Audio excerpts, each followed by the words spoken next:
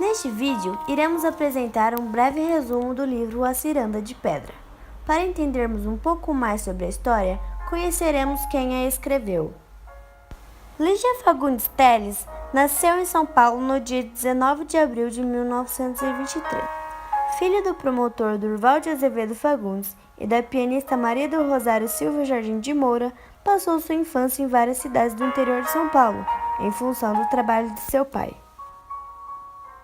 Voltando à capital, cursou o ginásio do Instituto de Educação Caetano de Campos, tendo sido aluna do professor Silveira Bueno, de quem recebeu os primeiros incentivos para a carreira literária. Durante o curso secundário, escreveu suas primeiras histórias, reunindo-as num pequeno livro, a que viria a destruir anos depois, porque, em sua opinião, a pouca idade não justifica um mau livro. Em seguida, ingressou na Faculdade de Direito do Largo de São Francisco, da Universidade de São Paulo. Nessa mesma época, cursou Educação Física na mesma universidade. Ainda estudante, colaborava com os jornais Arcádia e A Balança, ambos vinculados à Academia de Letras da faculdade. Nessa época, frequentava os encontros de literatura com Mário e Oswaldo de Andrade. A estreia oficial de Lígia Fagundes Telles na literatura ocorreu em 1944, com o volume de contos Praia Viva. Em 1947, casou-se com um de seus professores, o jurista Goffredo Telles Jr., com quem teve um filho. Segue com a contínua produção de contos e romances, entre eles Ciranda de Pedra, que foi publicado em 1954. A obra, posteriormente, foi adaptada para uma novela da TV Globo. Em 1958, publica o livro de contos História do Desencontro, que recebeu o prêmio do Instituto Nacional do Livro. Em 1960, se separa do marido e, em 1963, publica seu segundo romance, Verão no Aquário, que recebeu o prêmio Jabuti. Nesse mesmo ano, casa-se com o crítico de cinema Paulo Emílio Salles Gomes. Com ele, escreveu o roteiro para o filme Capitu em 1967, baseado na obra Dom Casmurro de Machado de Assis. Uma encomenda de Paulo César Saraceni, que recebeu o prêmio Candango de melhor roteiro cinematográfico. A década de 70 foi o ano da consagração de Lígia. O livro de contos Antes do Baile Verde, de 1970, recebeu o Prêmio Internacional de Escritoras na França. O livro As Meninas, que foi publicado em 1973, se tornou um de seus mais importantes romances, recebendo o Prêmio Jabuti em 1974. E adaptado ao cinema posteriormente em 1975, dirigida por Emiliano Ribeiro. Em 1977, publica o livro Seminário dos Ratos, que recebeu o Prêmio PEN Clube do Brasil. Em 1980, publica o livro A Disciplina do Amor, que recebeu o Prêmio Jabuti e o Prêmio da Associação Paulista dos Críticos de Arte. Em 1982, Lígia foi eleita para a Academia Paulista de Letras. Em 1985, tornou-se a terceira mulher eleita para a Academia Brasileira de Letras, ocupando a cadeira número 16, no dia 12 de maio de 1987. Nesse mesmo ano, foi eleita para a Academia das Ciências de Lisboa. A consagração de Lígia veio em 2001, quando recebeu o Prêmio Camões, que lhe foi entregue em 13 de outubro de 2005, durante a 8ª Cúpula Luso-Brasileira, realizada na cidade de Porto, Portugal. Em 2016, e aos 92 anos de idade, Lígia Fagundes Telles tornou-se a primeira mulher brasileira a ser indicada para receber o Prêmio Nobel de Literatura. As obras de Lígia apresentam um universo marcante feminino, embora comprometida em documentar a difícil condição de vida de uma sociedade frágil dos centros urbanos. Uma literatura engajada destinada a documentar a história trágica do país, como se lê em As Meninas. Por sua vasta produção literária, é considerada uma das maiores romancistas e contistas da literatura brasileira. É também uma das mais destacadas representantes do movimento pós-modernista no Brasil. Agora que já conhecemos um pouco mais sobre a autora do livro A Ciranda de Pedra, iremos apresentar um breve resumo da história.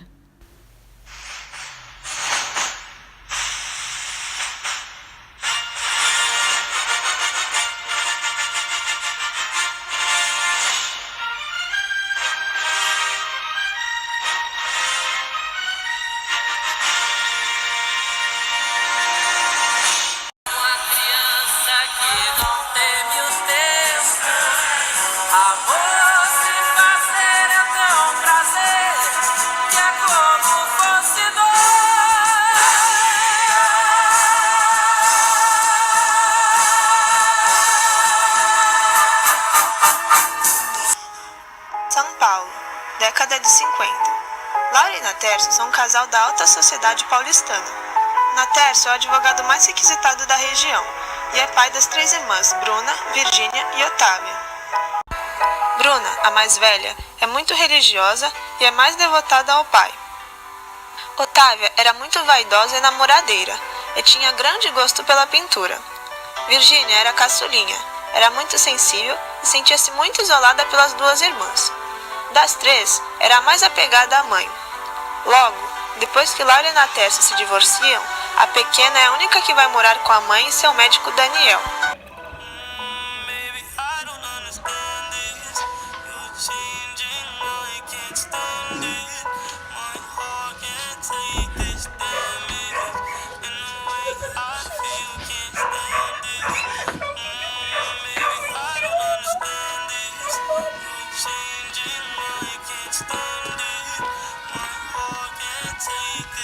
Laura não era feliz na união, pois o marido sempre a desanimava. E com o tempo, a esposa foi gradativamente entrando em uma profunda instabilidade emocional, vindo Natércio a interná-la em um sanatório, comprometendo ainda mais sua lucidez. O médico, comovido com o destino da paciente, a quem nutria uma grande paixão, a tira de lá e leva ela e a menina para morar com ele. Para de trabalhar para dedicar-se inteiramente a Laura, que se encontrava muito debilitada. Com isso, viviam bem apertados financeiramente na casa do médico. Quem mais sentia com isso era Virgínia, que sempre presenciava as alucinações da mãe, contava sempre as agonias à filha. Seu chá.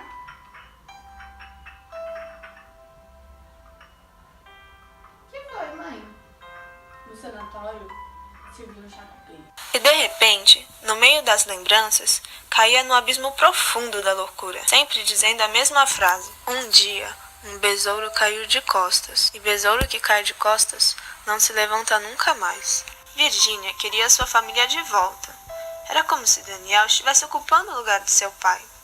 Por isso, muitas vezes era mal criada com ele. Era uma criança de temperamento muito infantil.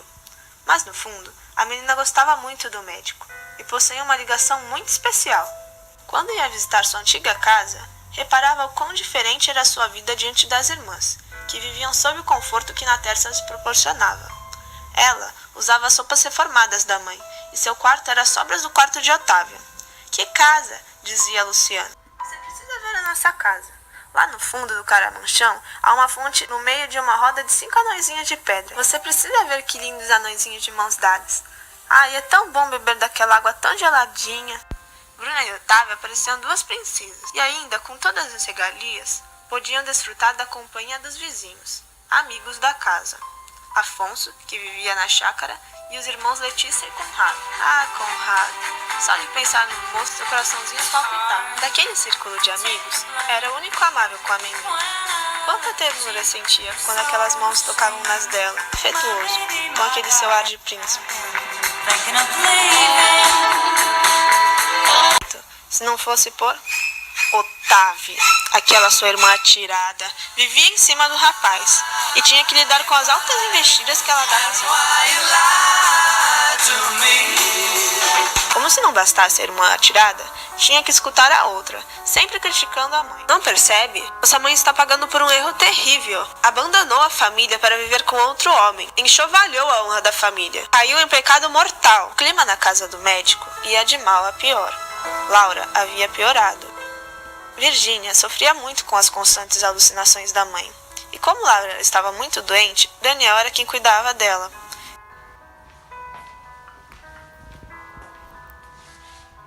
Quem é ela? Outra vez. Sou eu, mãe. Mãe? Eu sou mãe? De novo. Com isso, a menina ficava muito carente, recorrendo sempre à empregada Luciana. Onde está o outro? Perdi. Então você vai de laço. Não, de laço não. Meus cabelos são muito lisos e eles vão ficar feios. Feio aqui. Isso, quebra tudo. Quando você já não tiver lugar mais pra colocar suas roupas, você coloca no chão. Hoje você tem que ir pra casa do seu pai. Não, por favor, Luciana. Aquelas meninas são todas chatas e quando eu chegar lá elas vão me desprezar.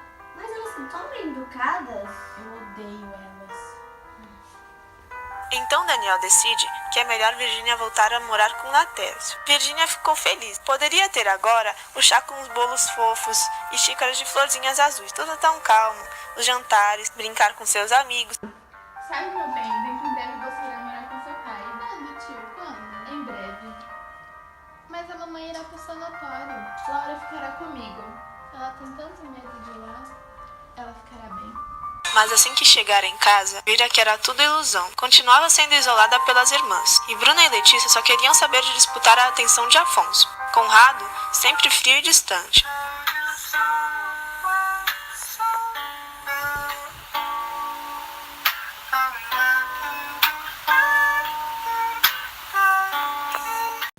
Até mesmo seu pai a desprezava. Alguns dias se passam e Virginia recebe uma terrível notícia. Laura havia falecido.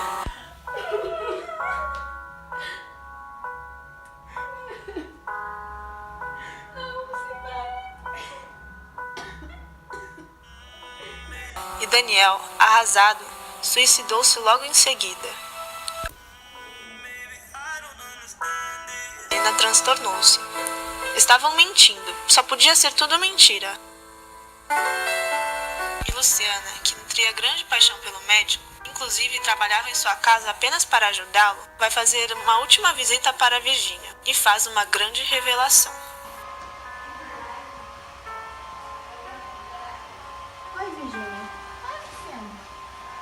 Eu preciso conversar muito sério com você. Pode falar. Há um tempo que venho guardando esse segredo, mas agora que sua mãe já foi, eu preciso te contar. Tudo bem. Seu verdadeiro pai é o Daniel. Era o fim. Quanto remorso sentia por ter maltratado seu pai biológico. Entendera a repulsa de Natércio. Tinha os olhos do outro, o andar do outro. Com isso, toma uma decisão. Pede para que seja internada num colégio de freiras. Natércio, que só queria livrar-se da filha, concorda prontamente. E sua vontade é atendida.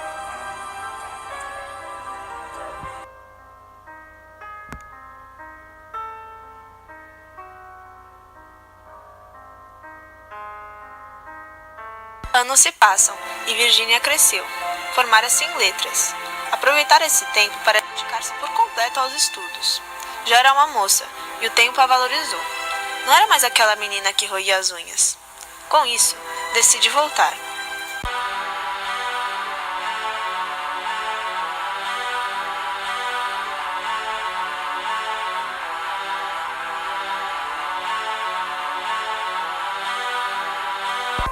Estava ansiosa para saber como a receberiam, mas mantém-se firme. Nunca esteve tão confiante. Todos são muito receptivos, alguns receptivos até demais.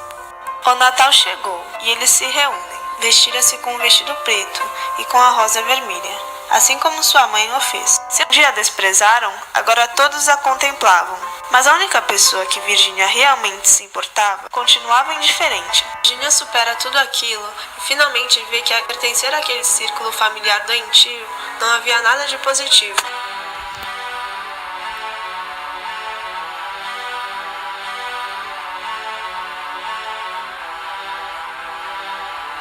Planeja uma viagem sem possibilidade de volta, em busca de um novo destino, bem longe de todos eles. Não tinha mais medo. Conrado tinha razão. Atravessou todas as provas sem se queimar realmente. Foi duro, mas ela passou. Pede uma última ajuda a seu pai para construir a vida nova. E ele confessa à menina que nunca conseguiu amá-la, pois era uma constante lembrança do adultério de Laura. Quando já ia embora, foi surpreendida por uma declaração de Conrado. No entanto, já não sentia o amor como antes.